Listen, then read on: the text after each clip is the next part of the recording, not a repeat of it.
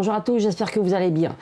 Je commence par une petite question. Savez-vous que gagner des nouveaux clients peut être jusqu'à 4 fois plus coûteux que de les garder? Vous l'aurez compris, aujourd'hui nous allons parler de fidélité et plus particulièrement de comment construire un programme de fidélité efficace et personnalisé. Donc je vais vous donner 6 petites astuces à connaître pour créer un programme de fidélité efficace qui sera pertinent pour vos clients et bien évidemment pour vous. Tout d'abord, et je le répète souvent dans mes autres vidéos, il est indispensable de bien connaître ses clients.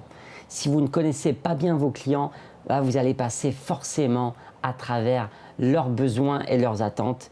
Et comme pour d'autres sujets, comme la création de nouveaux services, votre programme de fidélité ne les intéressera forcément pas. Donc vraiment, avant toute chose, la connaissance client reste la base. Essayez de regrouper toutes les informations que vous avez, leur panier moyen, le comportement d'achat, est-ce qu'ils achètent fréquemment, sur quels canaux ils utilisent, si vous êtes omnicanal, toutes les informations vont être nécessaires. Certaines plus ou moins, mais essayez de regrouper vraiment toutes les informations que vous avez pour créer des personas et mieux comprendre vos clients. Et c'est à travers ça que vous allez pouvoir réfléchir comment mettre en place un programme de fidélité pertinent. Ensuite, ça sera à vous de vous poser les bonnes questions. Pourquoi créer un programme de fidélité? Bon, j'en ai déjà parlé dans d'autres vidéos, dans d'autres posts.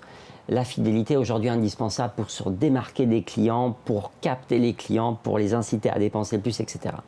Mais vraiment, définissez vos objectifs. Est-ce que vous voulez qu'ils dépensent plus, qu'ils achètent plus régulièrement, favoriser un certain canal de distribution par rapport à un autre, ou vraiment vous voulez les garder le plus longtemps possible? Quand je dis eux, bien évidemment, je parle de vos clients. Posez-vous les bonnes questions et surtout définissez-vous des objectifs. Ça marche avec tout dans la vie. Si on n'a pas d'objectif, forcément on aura du mal à y. Ensuite, quand vous aurez défini ces objectifs, que vous connaîtrez un peu mieux vos clients, vous aurez beaucoup de choix sur quel type de programme de fidélité prendre. Il y en a plusieurs, les plus connus, c'est on va dire les programmes de fidélité qui se basent sur des points, la fréquence d'achat par exemple. À l'ancienne, c'est vrai que les programmes de fidélité sont très vieux. Quand on allait chez les commerçants, on avait des fois les fameux tampons, 8 achetés, 1 offert, etc. Donc voilà, est-ce que c'est un programme... Des fois, il ne faut pas chercher la complexité, mais vraiment ce que vous voulez, ce qu'attendent les clients. Est-ce que vous partez sur un programme de fidélité pour récompenser la fréquence d'achat? Là, ça va être peut-être pertinent justement de créer un programme point. Si vous voulez que les clients restent le plus longtemps possible, on a des programmes qui fonctionnent avec des statuts qu'on retrouve par exemple à la SNCF, Air France, Sushi Shop aussi le fait également pour prendre un autre domaine. Ou encore, je crois que Sephora le fait également. Et à chaque statut différent, vous avez des avantages différents, parfois sous forme de réduction, mais des fois, ça peut être des avantages en service. Donc ça, c'est à vous de définir ce qui correspond le mieux à vous et à vos clients. Est-ce que vous partez sur des avantages aussi en termes de service statutaire? Ça peut être très pertinent. Ou des avantages purement financiers pour récompenser la fréquence d'achat. Ou bien évidemment, le panier moyen, parce que vous pouvez par exemple récompenser le nombre de fois où le client achète chez vous, peu importe le montant, et vous pouvez également transformer les euros dépensés en points, ce qui se fait assez fréquemment. Ensuite, si je peux vous donner un conseil également, c'est de penser vraiment omnicanal. Il faut que votre programme de fidélité soit disponible, peu importe le canal choisi. Là, j'ai un exemple très concret en tête qui me concerne personnellement avec Pokawa.